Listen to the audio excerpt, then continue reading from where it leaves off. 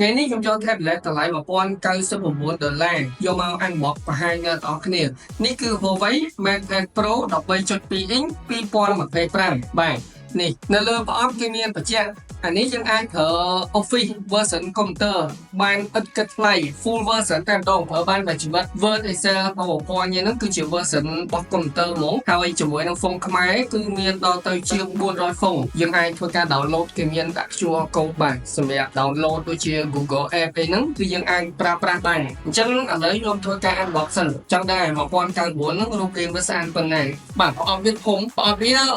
ចង់ប្រហែលទៅនឹងប្រអប់របស់ laptop 13.2 inch ធំ iPad Pro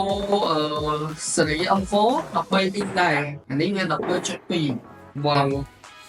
ពងមាសស្អាតមែនទែនតែស្ដើងសំខាន់ស្ដើងខ្លាំងមែនទែនតែស្រាលលឿនមកគឺមានអារម្មណ៍ថាស្រាលហ្មង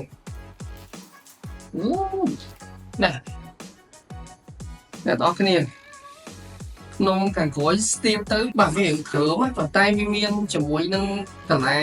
ដូចគេហៅថាដូចប្រភេទសាច់នីឡុងនេះស្អាតមែនទែនចំណែក frame របស់វាគឺជាប្រភេទ magnesium alloy ហើយកម្រាស់សុទ្ធដល់យកតែមែនទែនកម្រាស់ 5.5 មីលីម៉ែត្រទម្ងន់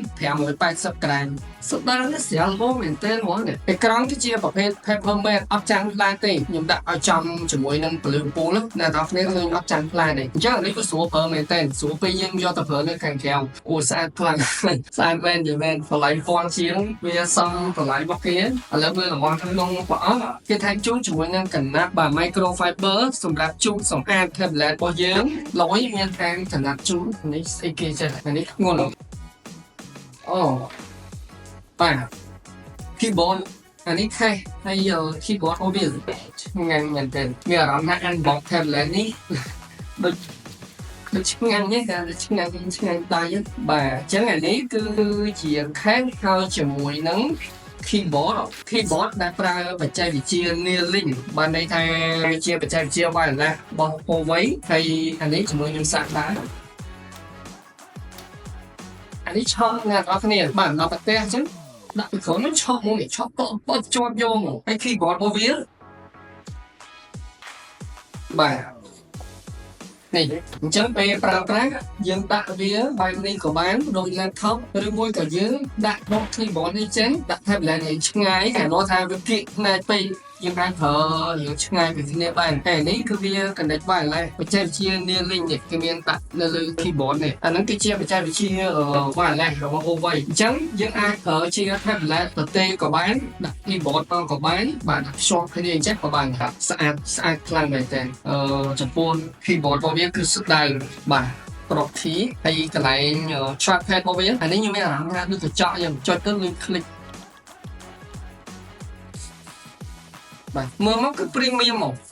សម្រាប់ keyboard ហើយជាមួយនឹងក្នុងខាងក្រោយរបស់វាជាជើងត្រូនេះគឺលក្ខណៈមើលមកគឺវា premium មែនទែនឥឡូវរបស់នៅខាងក្រោមយើងមានជាមួយនឹងដុំសាក100 W ដែលដុំសាកនេះវាមានតែរុន Type C ហើយនឹងរុន A Type A បាទ A មែនទែនខ្សែសាក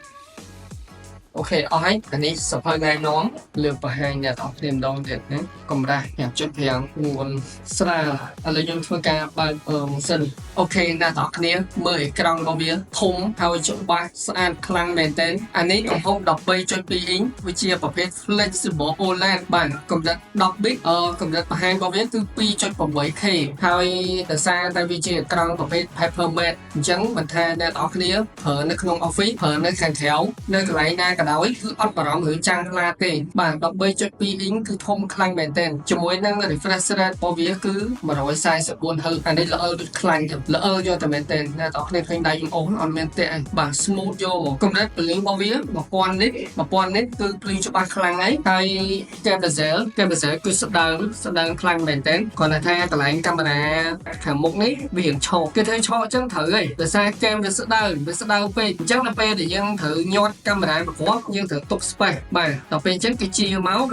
វាចេញរៀងឆោតតែស្អាតមើលមកស្អាតកាមេរ៉ាខាងមុខរបស់វាហ្នឹងគឺទំហំ16 megapixel ចំណែកកាមេរ៉ាខាងក្រោយរាងមូលមាន2គ្រាប់ lens ដើម50 megapixel lens ultra wide 8 megapixel អាចថតវីដេអូបានដល់ 4K 30 frame និយាយរួមទៅបាទ tablet នេះខ្ញុំស្រឡាញ់តែរូបរាងរបស់វាខ្ញុំស្រឡាញ់ជាមួយនឹងកម្រាស់ដ៏ស្ដើងខ្លាំងរបស់វាទម្ងន់ក៏ស្រាលហើយអេក្រង់វិញគឺកប់អេក្រង់អានេះគឺលក្ខណៈ premium ហ្មងចេញមកខ្ញុំស្រឡាញ់ពពួក Papermate ជាងវាស្រួលមើលហើយចំពោះផ្នែកកម្លាំងម៉ាស៊ីនអានេះ RAM 12GB storage យ៉ាងមួយ 12GB chip គឺប្រើ chip របស់ Huawei ផ្ទាល់គឺ Kirin T92 ជាមួយនឹងប្រព័ន្ធដំណើរការ Harmony OS 4.3 ដែលវាមានជាមួយនឹងកម្មវិធី Word Excel PowerPoint បាទកម្មវិធី Office ហ្នឹងគឺ full version ដូចយើងប្រើនៅលើ laptop នៅលើ computer អញ្ចឹងអ្នកទាំងអស់គ្នាអាចប្រើ full version បានពេញមួយជីវិតតែម្ដងអត់ផុត license ទេហើយជាមួយនឹង font អក្សរខ្មែរគឺយើងអាច download មកបន្ថែមបានតែវាមានដល់ទៅជាង400 font ហើយជាមួយនឹងកម្មវិធី Guru កម្មវិធីសម្រាប់យើងប្រើទៅលើការ design យើងផ្សេងៗគឺមាននៅលើហ្នឹងបាទ Huawei គឺដាក់ឲ្យប្រើដូចជាកម្មវិធី Go Pen បាទកម្មវិធីនេះគឺសម្រាប់យើង Guru ផាត់ពណ៌អីផ្សេងៗវាមានជាមួយនឹង app ផ្សេងៗទៀតតែខ្ញុំអត់ទាន់បានតេស្តអស់ទេហើយបើទោះបីជាកម្រាស់វាស្ដើងមែនប៉ុន្តែទំហំថ្មរបស់វាដល់ទៅ